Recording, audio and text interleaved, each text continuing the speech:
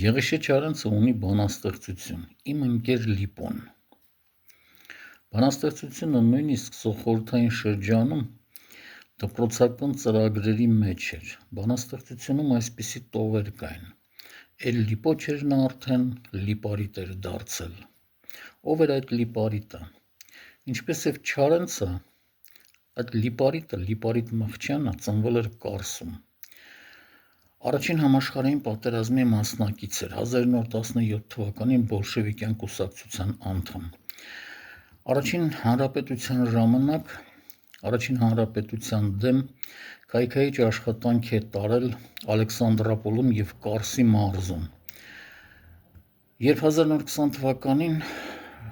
11-րդ Կարմիր բանակը մտնում է Հայաստան, դառնում է Կայազորի ղեկավար։ 1921 թվականի փետրվարյան ապստամբության ժամանակ ապստամբների դեմ կռվել է Ղամարլույում, ներկայիս Արտաշատ։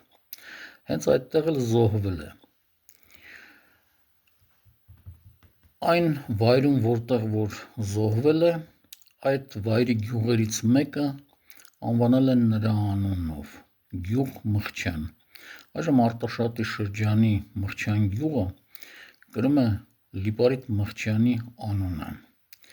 Թաղված է Երևանում։